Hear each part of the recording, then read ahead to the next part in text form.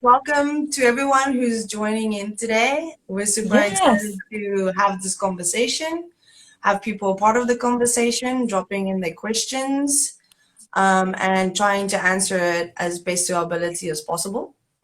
And so, yes, I guess what this is about is our five-day flow challenge that's coming up in a couple of weeks on April 10th. We'll be starting on a Sunday, ending on a Thursday, the 15th.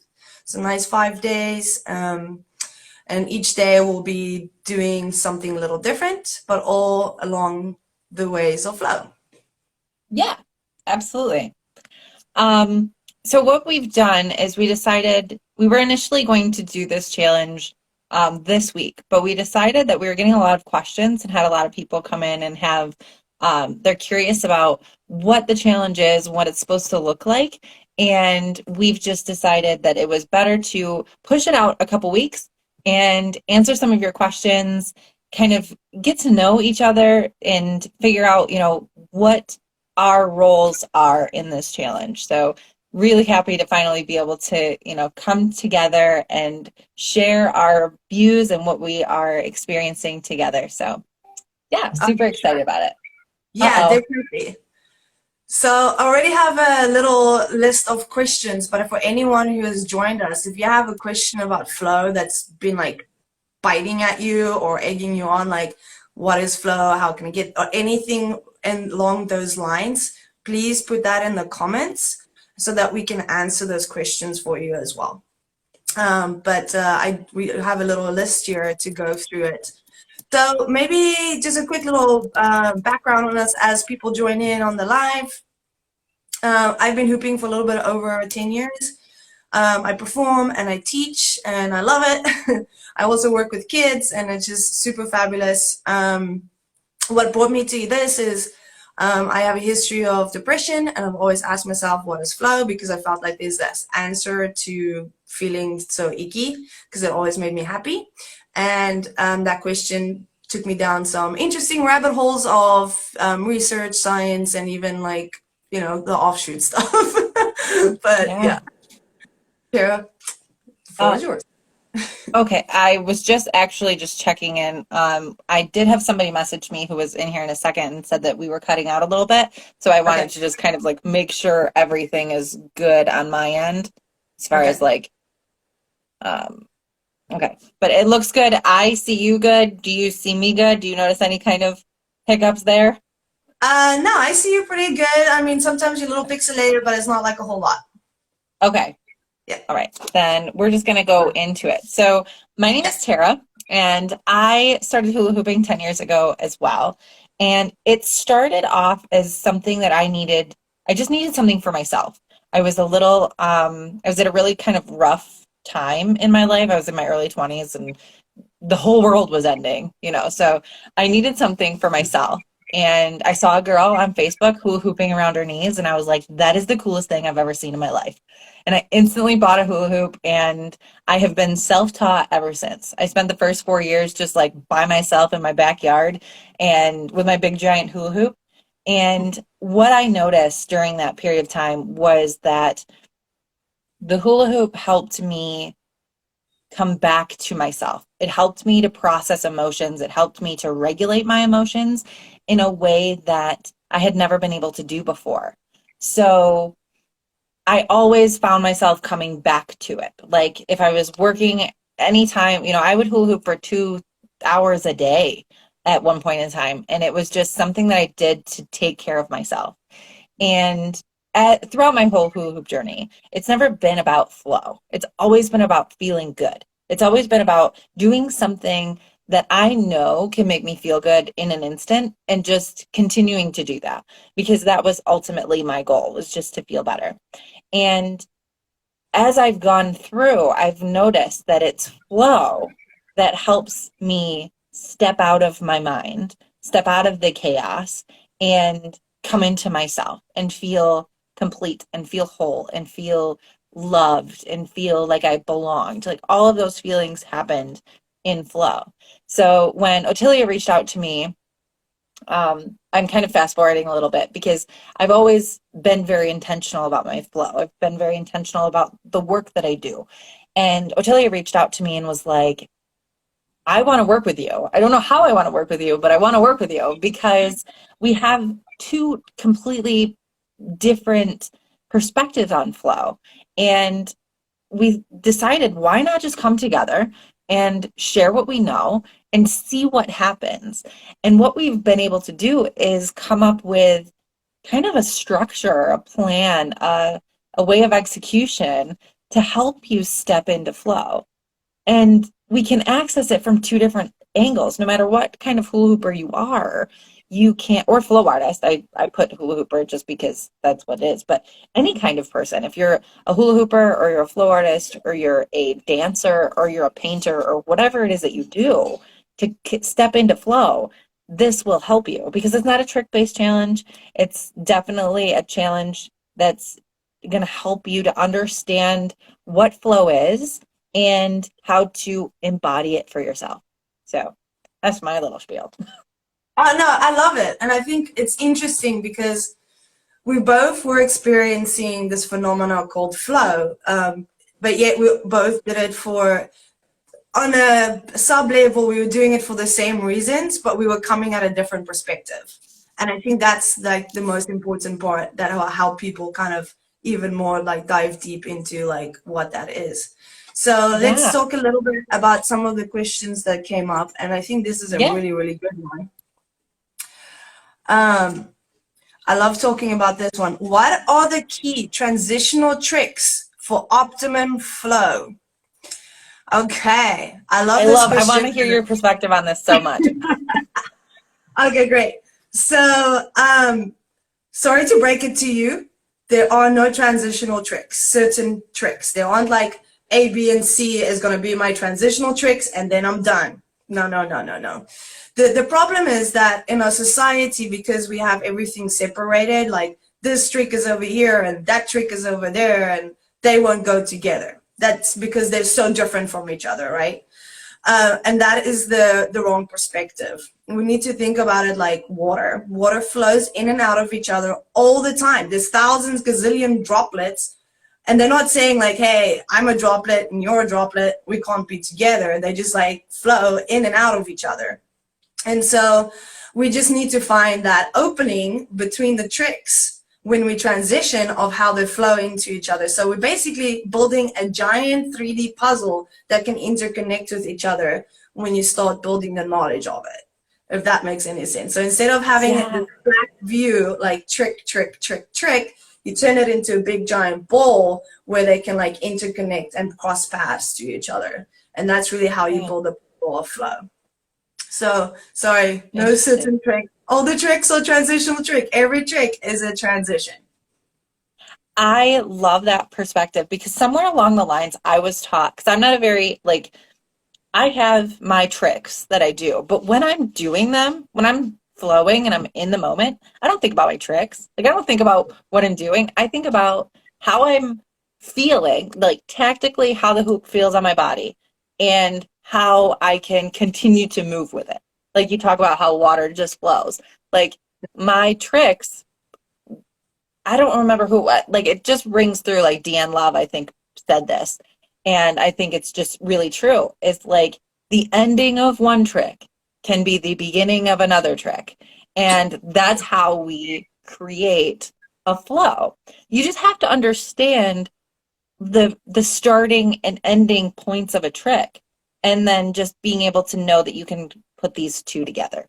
And then as you continue to do that, it turns into flow. So I think the emphasis doesn't necessarily need to be on the tricks so much as it's the movement, the embodiment of like what the trick is, I guess.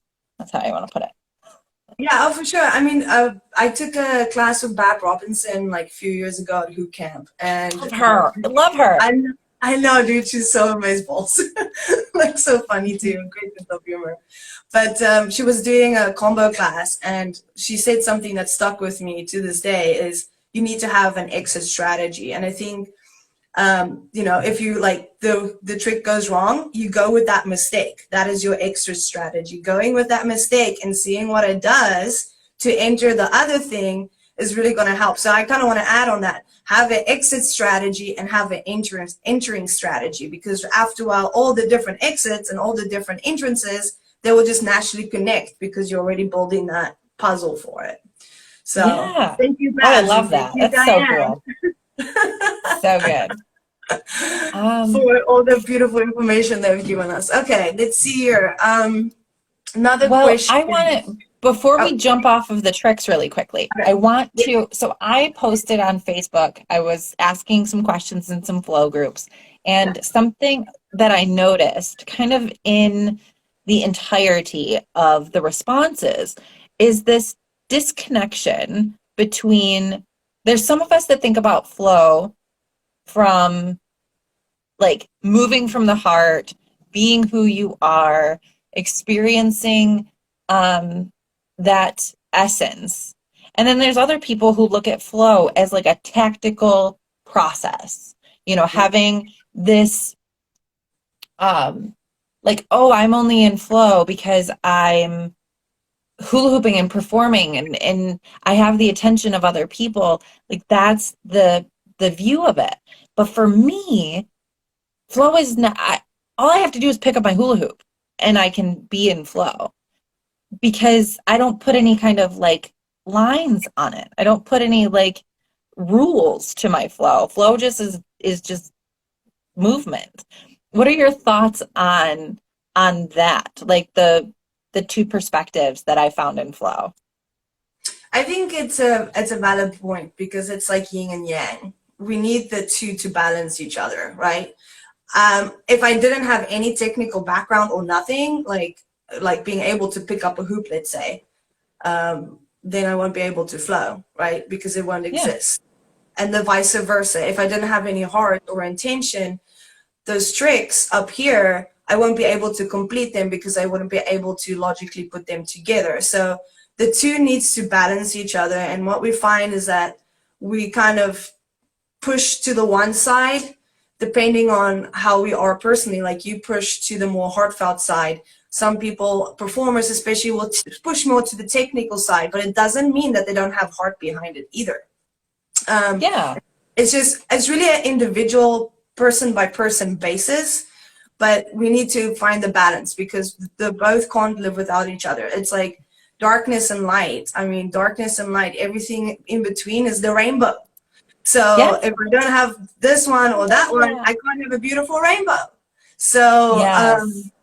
we always find ourselves balancing that. Sometimes I do see myself, my heart's not in it. And then, I'm like, oh, I need to shift my thought process. Sometimes I'm like, oh, I'm getting a little bit too technical, or whatever. And then add. Yeah.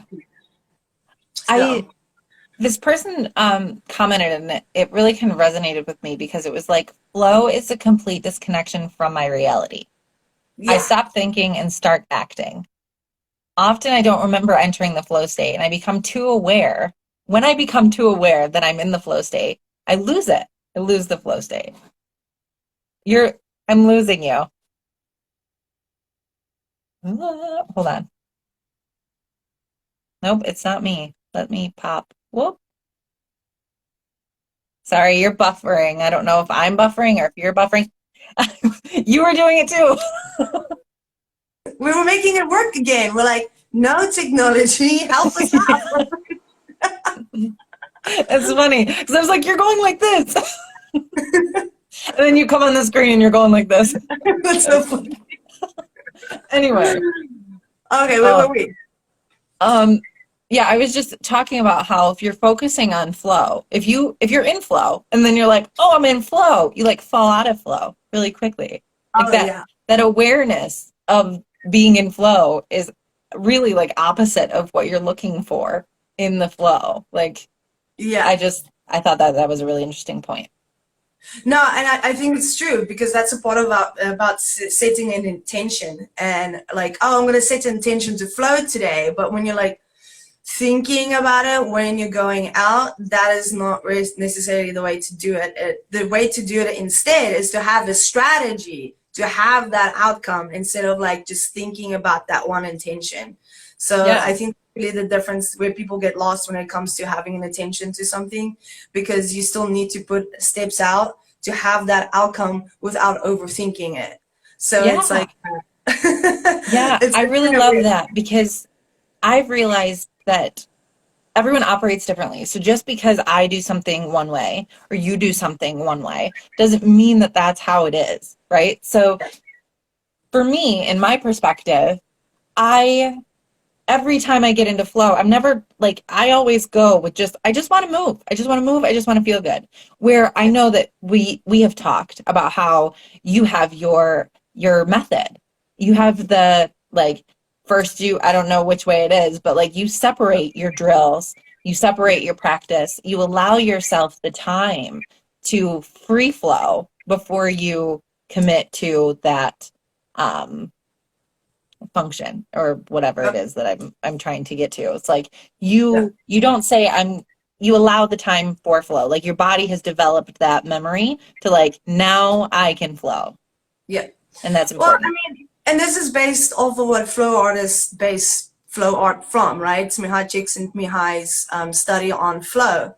And in there, they state that what he's found, the data that he's found, it takes people on average, depending on their amount of how much they practice, about 10 to 20 minutes to get to this flow state.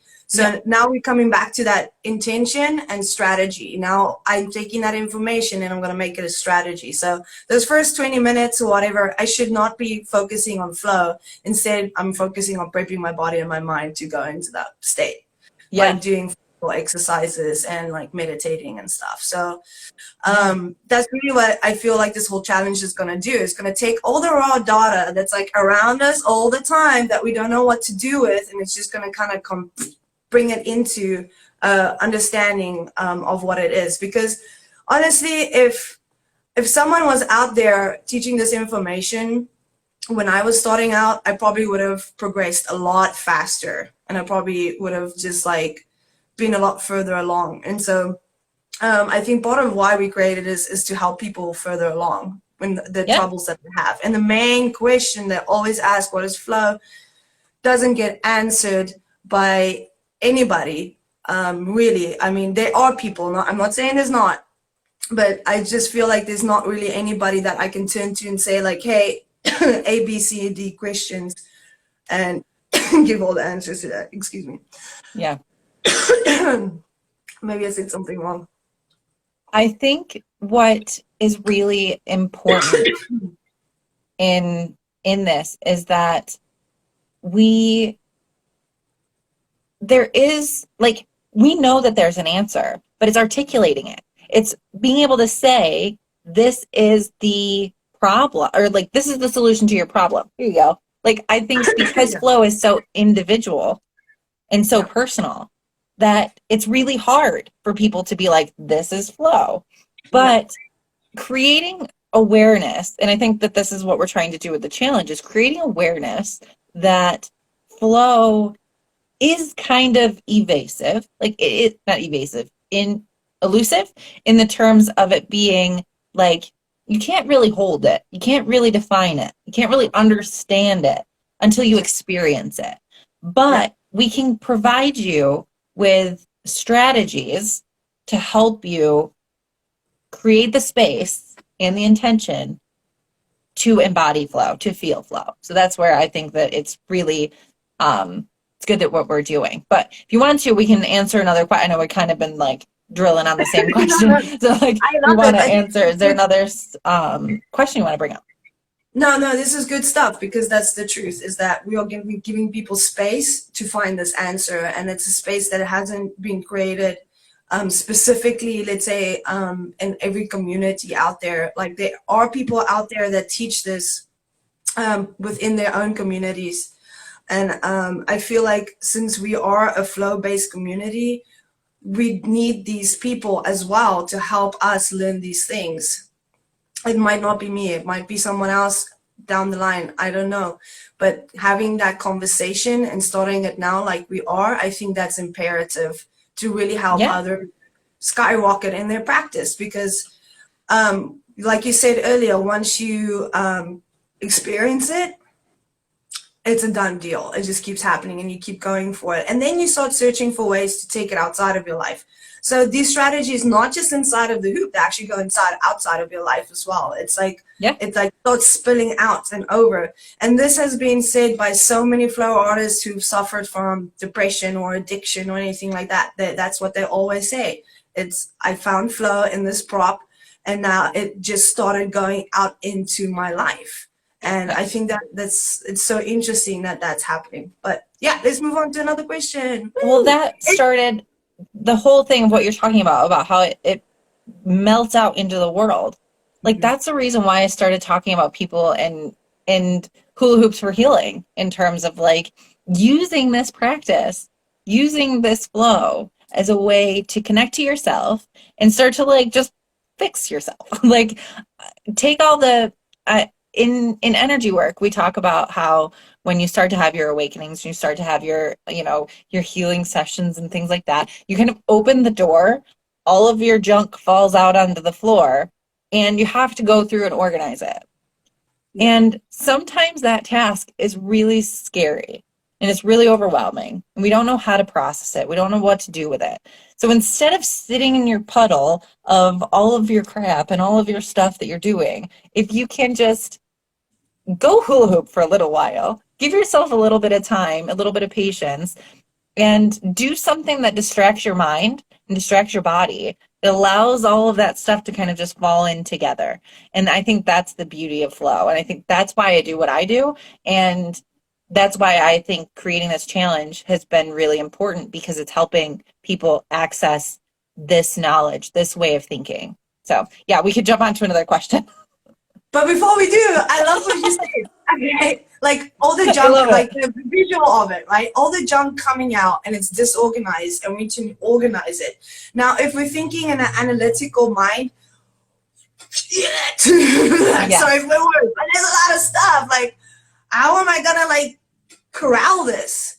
But then we add the ingredients of play. Let's make it a game. Yes. Right? Yes. And then all of a sudden, those things that seem so serious, you just start laughing, you know. And I literally, I'm 100%, I used to have anxiety attacks.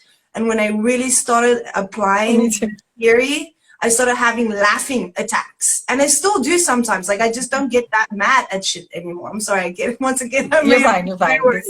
Same zone. But yeah, no, this is great stuff. Okay, I guess we get all ready to move on to another question. If anyone out there watching right now has a question about flow, now is your time to drop it in there and get it finally answered so you can stop wondering. Because wondering is a circle that's incomplete, but learning is a circle that keeps building. And so there's a big difference between the two. So you can either stay in a circle of wondering down here, or you can use a circle of building knowledge going up. So up to you. Stop wondering and ask those questions. Love it. Love it. Okay, so another one. How can I increase my focus on practicing? Okay. That's a good one. That is a good one. A lot of us have this issue, like, where do I find the time to actually get into this? Like, I never have time. Like, time is falling through my fingers. First of all, we need to remember that time is a construct. Secondly, it does help you to start kind of scheduling your life a little bit. Yeah. And scheduling time for it. So even if you find yourself, you know, we have time to scroll for 10, 15 minutes sometimes at a time. I don't know where we get the time to just endlessly doom scroll, but that's time that we can actually use into our practice. By doing something simple, by just picking up for one song, right? And you do it every other day. And it's kind of like, at first it's going to be really slow, but then over time, the more practicing and the more practice you get into scheduling or finding the actual time that you've been wasting, then it will snowball and it will become more of a real practice, because it takes us a while to build habits. Humans, I think it takes like 60 days or something, maybe less, I don't remember, to build a habit. And so, you know, there's nothing for this happened for us overnight either. This was like, you know, it took a while. Yeah, so like I said, I took 4 years of hula hooping by myself in the backyard. And then I was able to like hula hoop and flow and, but that was the work that I was doing. I Yeah. always like to say that give yourself just 10 minutes. Just 10 minutes. Wherever you can find that 10 minutes, go outside and hula hoop. Or inside, do it in your living room, wherever. Just move your body for 10 minutes with your prop, and you will feel better. You will progress. You will most likely spend more than 10 minutes doing it. Once you commit to 10 minutes, it's 30 minutes before you realize. So that's really kind of the key that I like to say is just give yourself just 10 minutes. Like that's just 10 minutes. But no, we had a question about what exactly flow is. So I want to touch on that. Flow is, first off, very personal for everyone. Flow is something that you experience when your mind, your body, and your spirit connect, and you reach this state of, like, I want to say excited, but like enthusiastic movement and 100% like presence in that moment. Your mind isn't worried about other things. You're focused intently where you are in that moment, and that is flow. And you can do that in anything. Any athlete who is, running or playing basketball or whatever it may be, they find the flow state. People who are, writing, or even saw somebody was talking about coding, like people who work on a computer, if they're coding, like they're like, don't disrupt me because I'm in flow. You are in this moment where you are doing a task with 100% complete concentration, but it's not like this overwhelming. You're joyous, you're enjoying the moment. That's what I define as flow. What about you, Otillia? How do you feel about flow? I totally agree with you. I mean, one word that I would describe is bliss, utter bliss, when you're there. But it is optimal experience in the psychological term. But a nicer way to put that is it brings you into the present moment, in the right now. Yes. Our lives are so busy and analytical that we're always thinking about something else instead of being in our body in the present moment. And that's what flow does for people, is it brings them into the present moment. Now we need to take into consideration that our brain waves are exactly the same when we meditate. Then the question needs to come in is why are we being indoctrinated to stay away from this state of mind, of this consciousness? That is the main question we need to ask ourselves. I do want someone thinking analytical when they fly my plane, for instance. Yes. But right now, the whole world is thinking analytically, and our world is burning. I'm sorry for my word. I'm live and I'm swearing, but this is the truth. So why is it that alternate consciousness or forms of consciousness are being suppressed, right? And our flow state is one of those states, right? And I see this more and more, like not thinking like survival, like just be like, all right, let's calm it down. Let's take a breath. Let's be in this moment, move through it, and the answer will come. The solution will come instead of trying to force it, because we're forcing everything right now and it's not working. Yeah, for sure. And that's the same thing with flow, is that we end up finding ourselves forcing it, and that's why it's not working. And so we try to teach the tools that you can start putting into your toolbox to help you get there. I'm not, we can't promise anyone to get there. It's your own work. It has to come from within. So I guess that's my nutshell. If that answered your question, let us know. If we need more clarification or anything, just open communication is here for the live. We're just feeding off of each other, and it's a lot of fun. So a question that I wanted to touch on is the significance of intuition and play. What does that play into flow? So I focus a lot on what I like to call intentional play, and this also brings up a lot of topics in terms of like inner child healing, self-expression, self-love, things like that. When you focus on the more time that you spend in flow, the more time that you spend in the present moment, the more time you spend organizing the chaos of the stuff that fell out of the closet, the more time you do that, the closer you become to your most truest, most authentic self. And when you build that connection with your truest, most authentic self, your highest self, you can begin to listen to your intuition. And your intuition and logic. So our logic brain, like Otillia was just talking about, that is running all of the day-to-day tasks and the stuff that's going on, the logic thoughts, the to-do lists, all of those things, that and intuition cannot exist in the same moment. They can exist from moment to moment. Like you can be very logical in one moment and very intuitive in the next moment, but they cannot exist in the same moment.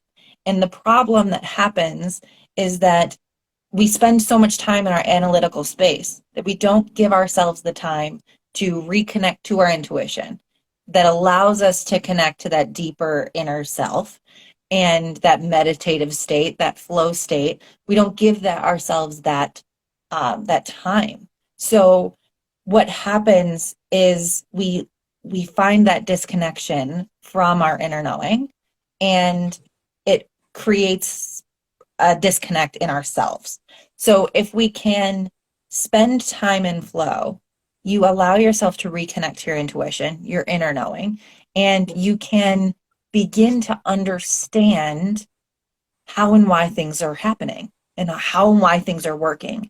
I don't know about you, but in flow, when I start hula hooping, for example, if I am angry, first thing that I do is take my hula hoop to the park, right? And I will hula hoop for however long just because I'm angry and don't want to feel angry. But oftentimes when I'm in that anger, when I'm in that moment of flow, I realize why I was angry. And it's often not what I thought it was. You know what I mean? So you allow that when your mind is busy and your body is busy on a task, you can actually hear what your intuition is telling you. So that's why I think that it's really important to be talking about flow in terms of intuition and connecting to your intuition, because your intuition knows more than you give it credit for. Yeah. You know more than you know. So let yourself listen. End of spiel. I think that like hit the nail on the head for many, many reasons. I truly believe because our planet has been like go, go, go, go, and we put down resting, meditation, all those things. We put it down. Like, this is not okay. We need to be moving. We need to be grooving. We need to get stuff done. Right? Nothing else is okay. Like, there's no way people should be resting. You know, work hard, work hard, work hard. I believe deep and down inside that flow arts, the reason why people are drawn to it is that something inside of them says like, hey, there is something here, right? I'm not sure what it is, but I'm going to go there. And this is probably from, you know, the intuition. Because flow arts can bring you into the meditative stage because it's meditative movement. And therefore, people can finally start meditating, quieting their mind, reconnecting with the intuition. And then over time, they'll take it even further and further and further, because that's what happened to me. And I feel like I was drawn to it because I knew there was an answer here for me. And I kept pursuing it and pursuing it. And now I understand a little bit better of the importance of slowing down and connecting with yourself. And I wouldn't have found that any other way. Before I hooped, if you told me to sit down and meditate, I was like, dude, no. It's a waste of time. Like, why do that? You know? Same. I would have thought it was like, oh, a waste of time to play with a toy. But I mean, humans are made to play, like you stated before. Like, it's even scientists who are busy trying to figure things out, technically they're playing. A runner who's running a long route, they're playing. A gymnast who's doing their tumbling, they're playing. You know, so it's funny that our society has put this big X on playing as an adult, but yet it is the answer to all the problems that we're having. I think I can't remember who it was who was saying this, that if we start teaching every child on this planet to meditate today, either being real meditation or movement meditation, this world will become peaceful. And I really truly believe that. Yeah. So yeah. The thing I want to touch on is hula hooping. Play is so important. I know. Mary, I'm so happy that you're here. Thank you for joining us. I Yeah.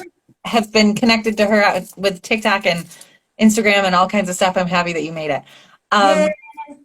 Yeah, so I did not meditate. I did not do yoga. I did not know anything about anything like that when I started hula hooping.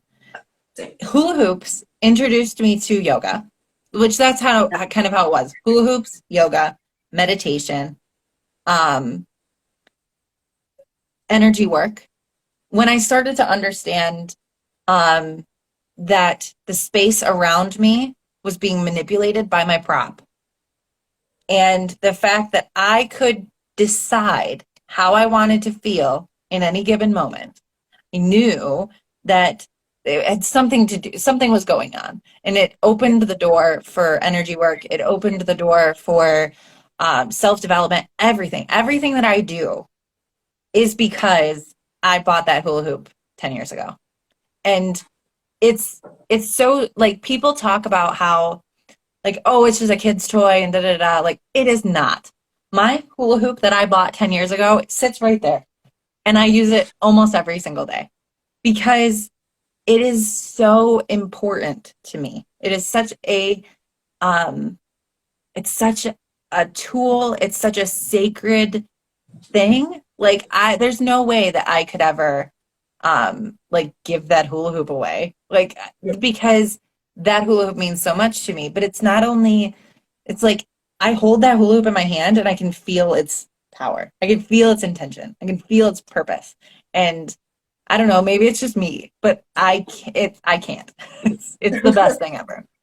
No, She I went, totally agree. I'm sorry, I'm getting my cat because oh, she's kitty cat. hitting herself on the table and it's like shaking everything. I was like, no, I was like, she left. say hi, kitty, say hi. I don't know. She's like, no, what did you do? You moved me. How dare you? Yay. Hi, kitty No, cat. but you're totally right. Okay, so it's a tool. I mean, it's humans. Humans love tools. This is what started our intelligence, helped our intelligence in the first place, right? It was I tools love because we you. could do stuff. Yeah. So why not have a hula hoop? Why not have poi? Why not have anything else as your tool to help you Yeah.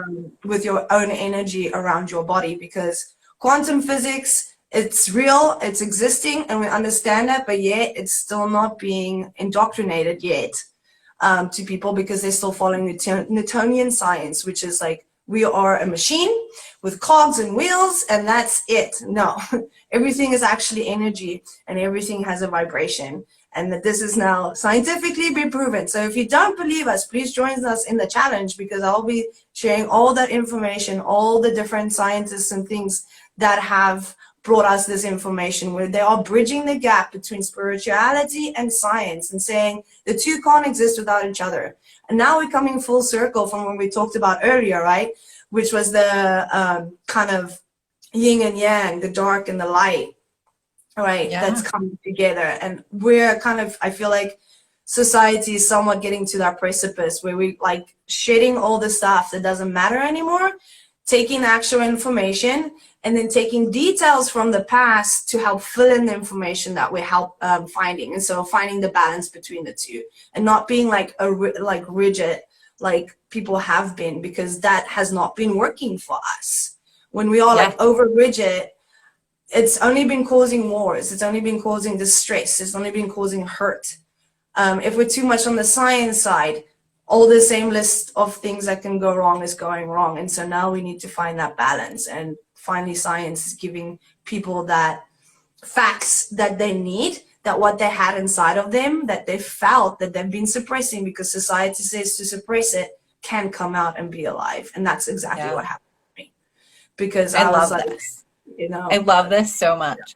I I just like glanced at our list and I wanted to touch on this because we are talking about a challenge that is not trick based.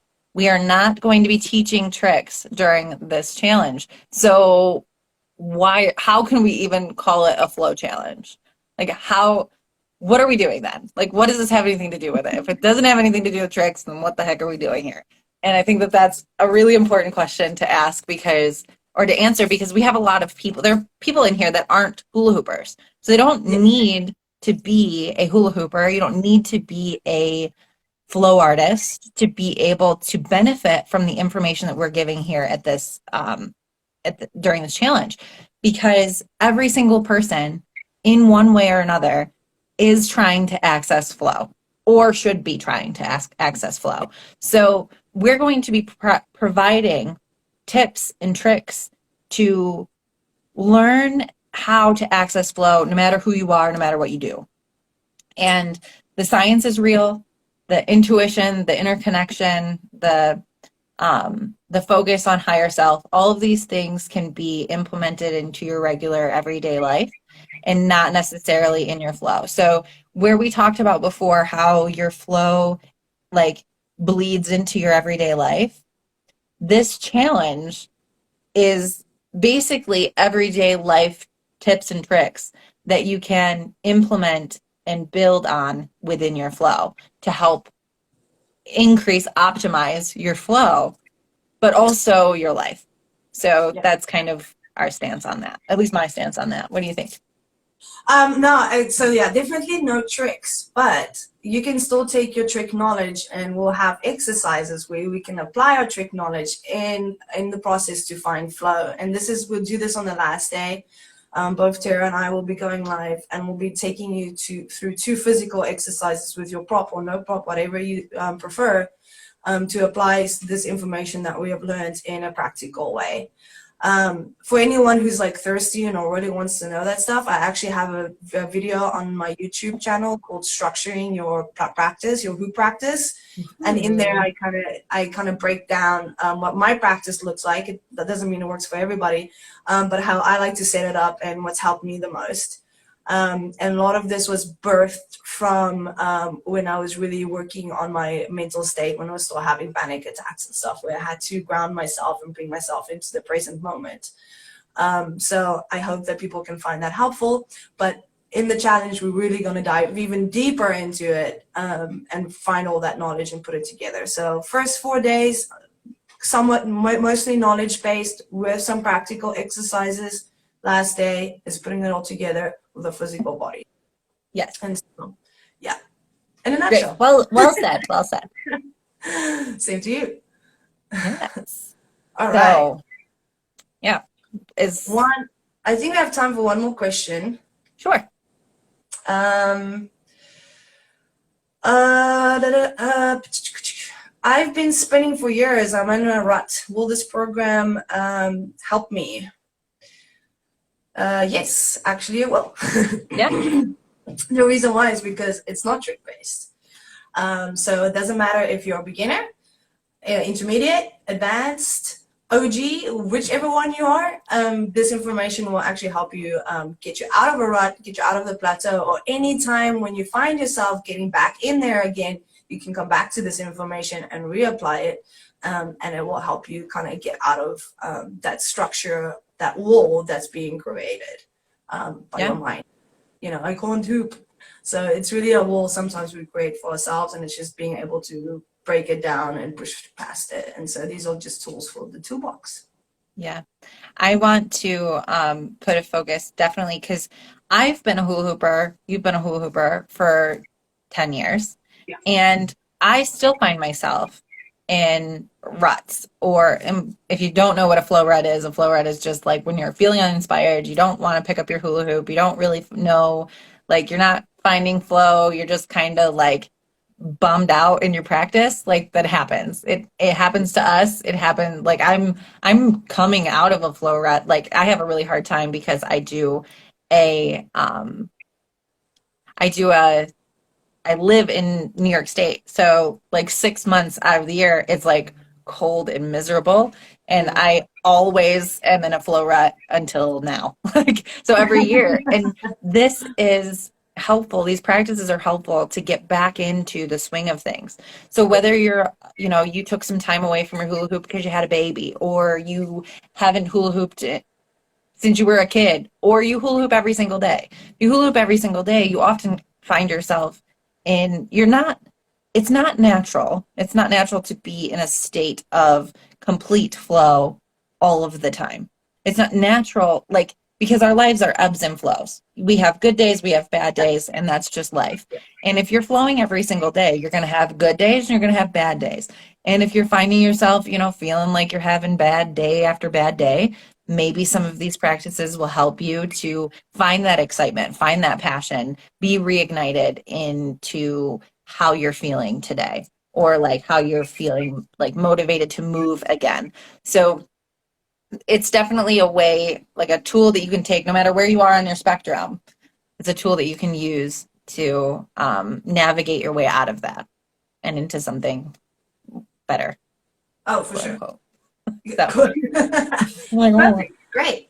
Well, if anyone's watching right now, we're going to be hopping off in just a few minutes. So if you still have a pressing question about flow, whatever it may be, now's the time to quickly drop it in there for us so that we can get that answered for you so you understand better what's happening. The question can be about the challenge as well.